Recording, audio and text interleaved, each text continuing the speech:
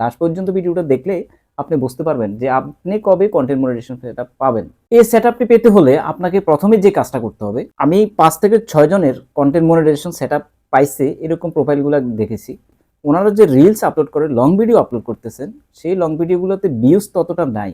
Views একেবারেই কম, but front end centre content মনিটাইজেশনের এই অপশনটির মধ্যে যখন আপনি যাবেন, দেখবেন যে ফ্রন্ট এন্ড সেন্টার মোবাইলটাকে আমরা লম্বালম্বি ভাবে ধরে যেভাবে আমরা রিলস ভিডিও আপলোড করি ফেস দেখিয়ে, এইভাবে ফ্রন্ট এন্ড সেন্টারে ভিডিও রেডি করতে হবে। আপনার প্রোফাইলে আপনি যদি এইভাবে ভিডিও আপলোড করতে থাকেন, দেখুন আমরা একটা মানুষকে কখন জাস্টিফাই করতে পারি। এই মানুষটা কেমন জাস্টিফাই করার জন্য মানুষের এভারেজ একটা আচরণ, অর্থাৎ একটা মানুষ এক মাসের মধ্যে কোন কোন সময় কেমন আচরণ করেছে, সেই আচরণগুলোর যোগফলটাকে আমরা কিন্তু ওই মানুষটার সম্বন্ধে কিন্তু জানতে পারি। আপনি কোন ধরনের আচরণ করবেন কন্টেন্ট মনিটাইজেশন সেটআপ পাওয়ার পর, সেটআপটা খুবই গুরুত্বপূর্ণ। সেটআপ পাওয়ার পর কিন্তু আরো বেশি গুরুত্বপূর্ণ। কারণটা হচ্ছে যে লং ভিডিওটা যখন তৈরি করবেন, অবশ্যই কিন্তু 5 থেকে 10 মিনিটের মধ্যে তৈরি করার চেষ্টা করবেন।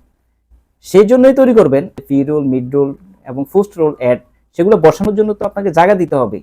2 মিনিটের ভিডিও তৈরি করলে তো সেখানে এতগুলো অ্যাড বসাতে পারবে না। তৃতীয় পক্ষের সাথে যে চুক্তিটা হবে, সেই চুক্তি অনুযায়ী আপনার ভিডিওতে অ্যাড বসালেই তো ফেসবুকেরও লাভ হবে, কারণ সেখান থেকে অ্যাড রেভিনিউর একটা পার্সেন্টেজ কিন্তু ফেসবুকও কেটে নিবে। এই জন্যই বলছিলাম যে ভিডিওটা লং করার চেষ্টা করবেন। অর্গানিক ভিডিও এই জন্য করবেন front end centre. Front end সেন্টারে যখন আমরা কোনো ভিডিও করি, সেই ভিডিওর মধ্যে আসলে কোনো ভেজাল থাকার সম্ভাবনা নেই, অর্থাৎ সেই ভিডিওটা অর্গানিক হওয়ার সম্ভাবনা।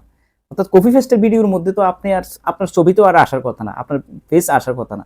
সেই জন্যই মূলত বলছে যে ফ্রন্ট এন্ড সেন্টারের ভিডিও তৈরি করার জন্য ভিউজ টিউজ এগুলো কোনো সমস্যা না, এঙ্গেজমেন্টটা বাড়াতে হবে। এঙ্গেজমেন্টটা এই জন্য বাড়াতে হবে, আসলে এই যে মেটা প্ল্যাটফর্মটা, ফেসবুক প্ল্যাটফর্মটা, সেখানে আপনার লাইক, শেয়ার, কমেন্টস, আপনার যে একটা পপুলারিটি সেটা আছে কিনা আপনি বুঝতেছেন। যে সোশ্যাল মিডিয়া অন্য প্ল্যাটফর্মে আপনার জনপ্রিয়তা আছে কিনা, সেটার লিঙ্ক আপনি যদি এখানে দেন, তাহলে কি হয়, জাস্টিফাই করে দেখবে যে আসলে আপনি এভাবে কন্টেন্ট ক্রিয়েটর কিনা, আপনার জনপ্রিয়তা আছে কিনা, আপনি ভবিষ্যতে পারবেন কিনা। কিন্তু যখন আপনাকে মনিটাইজেশন সেটআপ দিয়ে দিবে, দেওয়ার পরে যদি আপনি রোলগুলো সবগুলো ভায়োলেশন করতে থাকেন, তাহলে তো ফেসবুকেরই সমস্যা হবে, প্ল্যাটফর্মটাকে নষ্ট হয়ে যাবে। এটা তো একটা কমিউনিটি, তাই না? এখানে কমিউনিটিতে কাজ করতে হলে অবশ্যই রুলস রেগুলেশন মানতে হবে। কন্টেন্ট মনিটাইজেশন পলিসি, এটা নিয়ে ভিডিও তৈরি করেছি। পার্টনার্স মনিটাইজেশন পলিসি, এটা নিয়েও ভিডিও তৈরি করেছি। এই 2-3টা ভিডিও আপনি কিন্তু খুব ভালোভাবে দেখে নিন। এবং কন্টেন্ট মনিটাইজেশন সেটআপ পেতে কি করণীয়, এই একটা ভিডিও তৈরি আছে আমার। এই ভিডিওটা খুবই গুরুত্বপূর্ণ। তো বন্ধুরা, এই পর্যায়ে আপনাদের কাছে ছোট্ট একটা রিকোয়েস্ট থাকবে, আপনারা আমার চ্যানেলটি দেখেন বা ভিডিওটি যদি ভালো লেগে থাকে, তাহলে রিকোয়েস্ট থাকবে চ্যানেলটিকে সাবস্ক্রাইব করবেন আর ভিডিওটিকে একটা লাইক করে দেবেন। যদি চ্যানেল সাবস্ক্রাইব করেন, ভিডিও লাইক করেন, তাহলে আমার আরো আসলে এই ধরনের কন্টেন্ট তৈরি করতে উৎসাহ জাগে। দেখুন, রিলস বলেন, লং ভিডিও বলেন, এগুলা হচ্ছে ভাইরাল হবে তখন কয়েকটা ফ্যাক্টর কাজ করে এগুলো ভাইরাল করার জন্য। যে সেই বিষয়টা হচ্ছে, আপনি ট্রেন্ডিং টপিক নিয়ে কাজ করেন, ট্রেন্ডিং টপিকটা বোঝার চেষ্টা করেন, ইউটিউবের ভিডিওগুলো নিয়মিত দেখার চেষ্টা করেন। ধীরে ধীরে আপনি হয়তো এমন একটা টপিকস আপনার মাথার মধ্যে চলে আসবে, যে টপিক্সটার কারণে আপনি এগিয়ে যেতে পারবেন। ভাই, মানুষ কিন্তু এমনি এমনি কিন্তু কেউ সাকসেস হতে পারে না। কেউ কারো না কারো হেল্প নিয়ে কিন্তু সাকসেস হতে হয়, শিখতে হয়। জিনিসটা শিখা ছাড়া কিন্তু আপনি কখনোই সাকসেস হতে পারবেন না।